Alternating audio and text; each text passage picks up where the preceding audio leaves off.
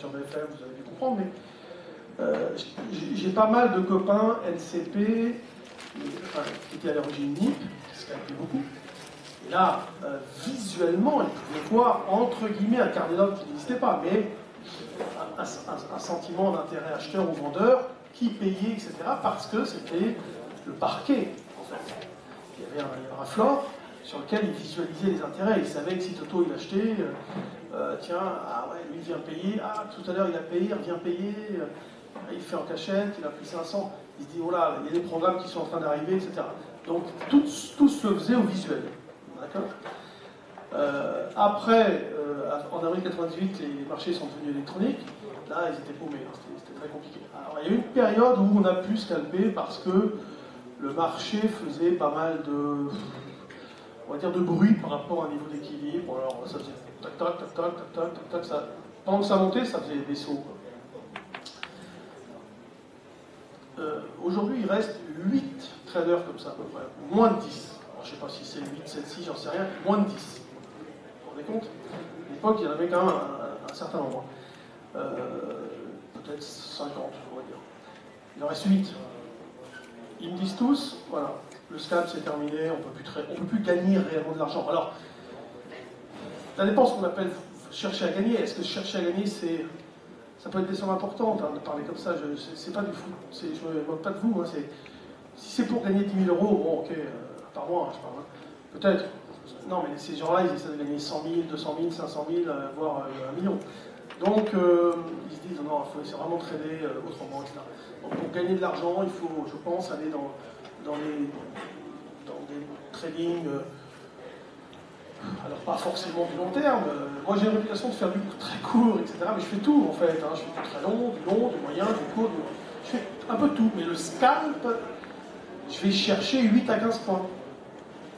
Et je vais scalper des figures. De toute façon, plus on réduit l'horizon de trading, plus on doit scalper, enfin, plus on doit prendre comme repère des niveaux chartistes, des figures chartistes, qu'est-ce qu'on peut faire d'autre? Si la technique n'a même pas le temps de se déclencher. On essaye de faire en fait un fractal sur un double top, ou un double bottom, un double appui, etc., que l'on voit dans différentes durées de temps. Hein. Ça peut être sur un mois, et puis on le trouve sur une semaine, on le trouve sur une journée, on le trouve sur une heure, on le trouve sur 10 minutes, puis à un moment donné, on va le chercher sur 3 minutes, 2 minutes. C'est ça en fait, hein, le fait de faire du scalp, je pense. Le carnet, je ne vois pas trop, si vous voulez, comment on peut faire. Dans la mesure où il y a beaucoup d'ordres cachés,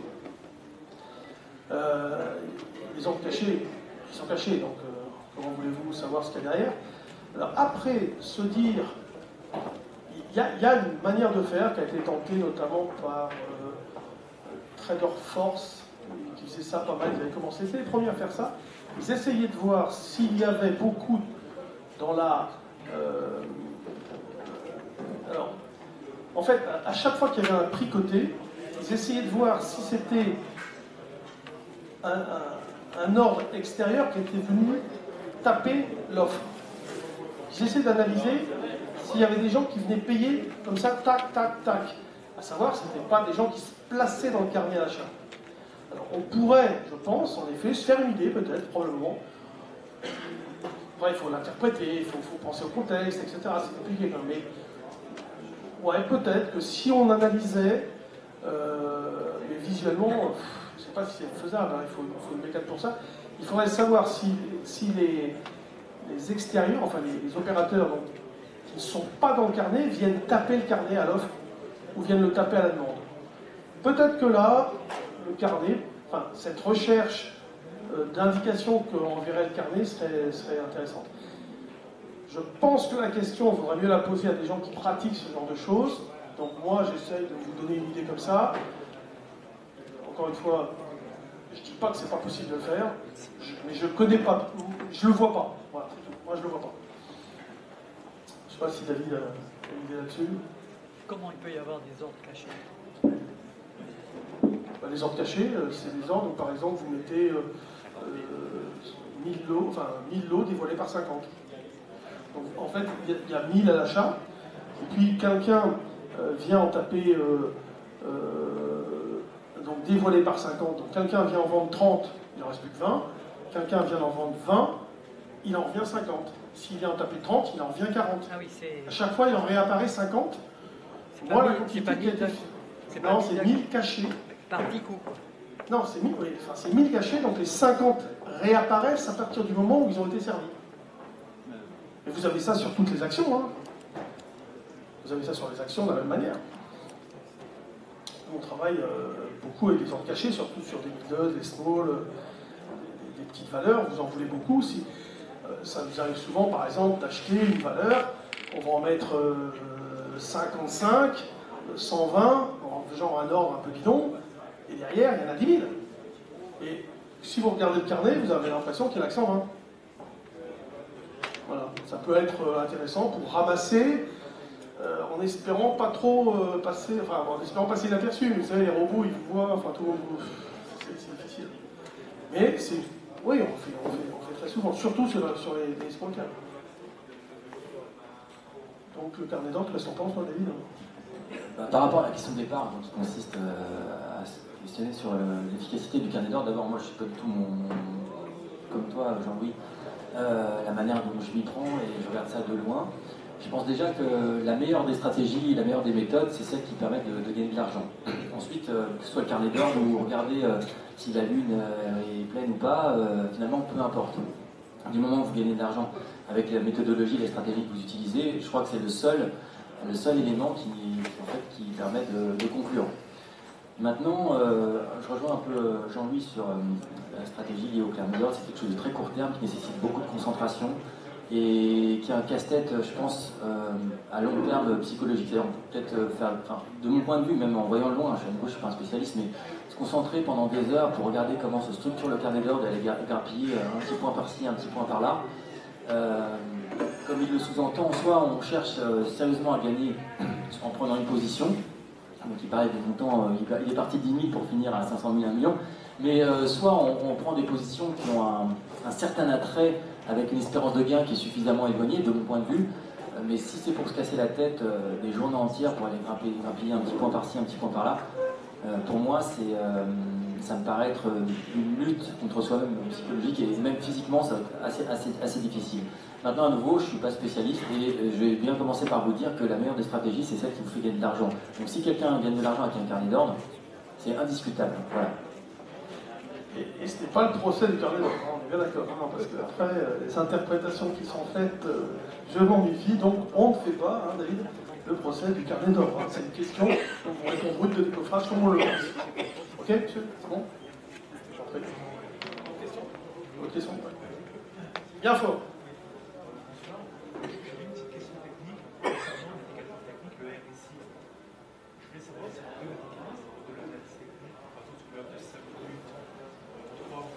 Le RSI, il parle du RSI.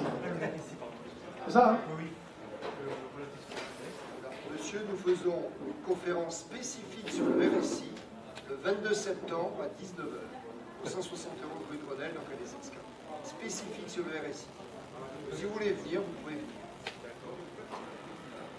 Et il y aura une conférence de 2 heures sur le RSI. Et je laisse Jean-Louis Cussac, 22 septembre, mardi, 19h, 171 rue de Grenelle, Paris 7e, dans notre grand amphithéâtre. C'est pour ça que là, j'entends votre question et je me suis permis d'intervenir. Dis-le pour qui tu fais ça. Mais c'est les 16 Non, mais tout à l'heure, oui, présenter.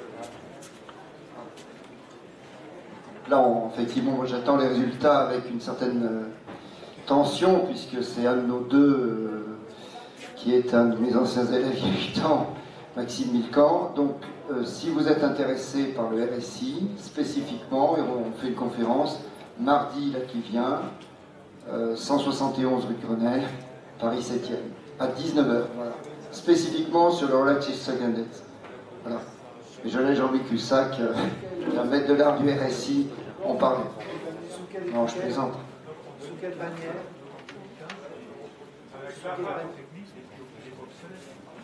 En 2015, vous demandez s'il n'est pas obsolète. Alors, écoutez, j'imagine que de toute façon, il y a X manières de s'en servir. moi, si vous voulez, je n'utilise pas du tout, hein, mais voilà.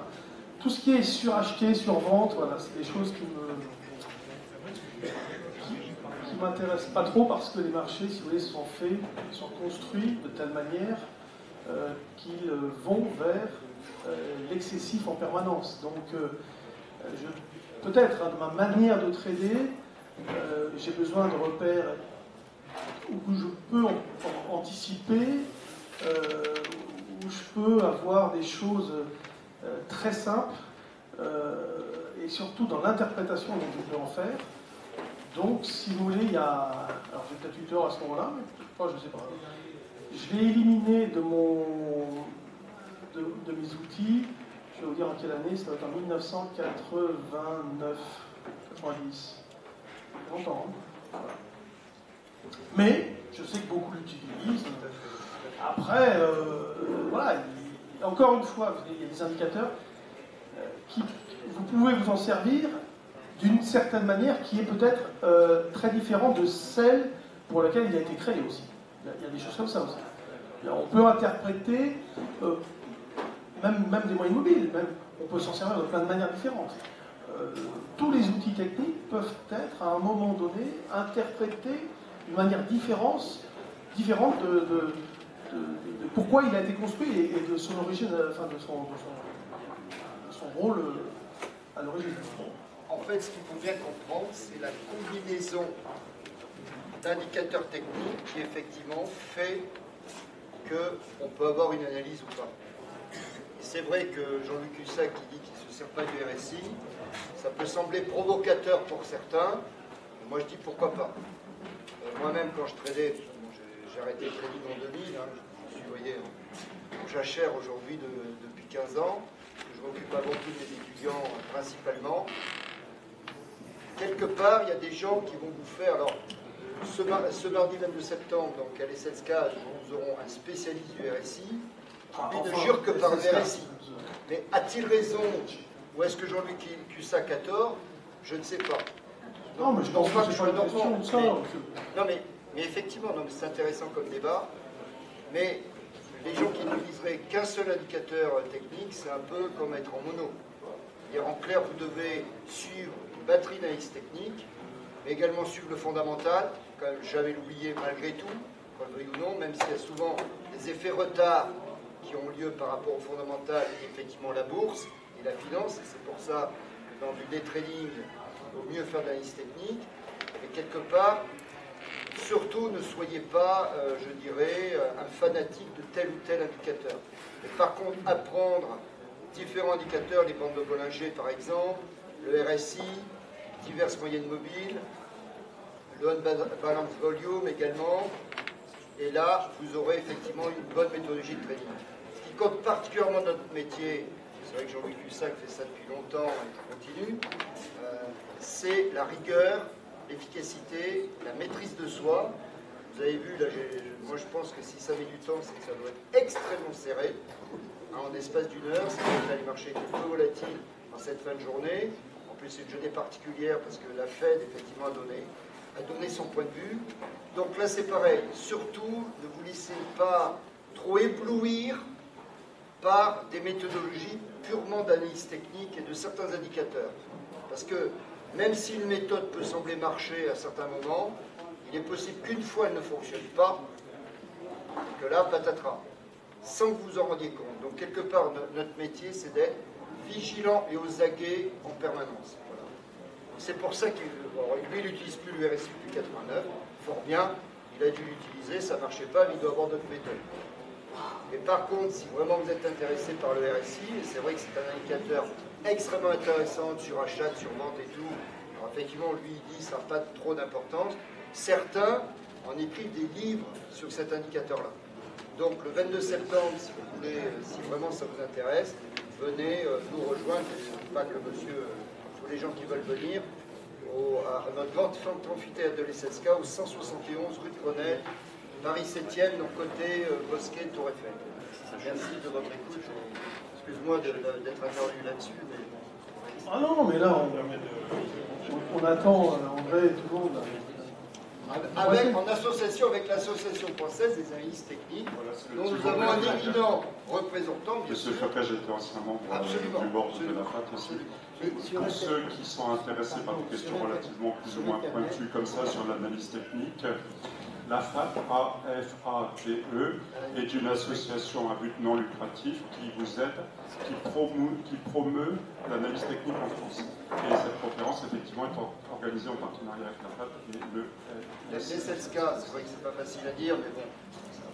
C'est un peu important, donc au 171 rue de Grenelle à 19h, pour les gens qui seraient intéressés par cet indicateur spécifique RSI. Mais c'est intéressant d'avoir eu ce débat avec Jean-Luc Lussac. Il y a des gens, certains indicateurs, vraiment, ils ne suivent pas du tout. Alors peut-être qu'il y a eu un mauvais souvenir, ou je ne sais pas. Et là, justement, ce qui serait intéressant, je pense pour vous, et puis peut-être pour d'autres personnes dans la salle, c'est de voir effectivement des véritables amateurs éclairés du RSI. Donc, de cette façon-là, tous de façon générale, apprenez à apprendre différentes méthodes et éventuellement même des méthodes apparemment contradictoires. Et faites-vous votre propre opinion par rapport au marché. C'est toujours ça, la logique du trading.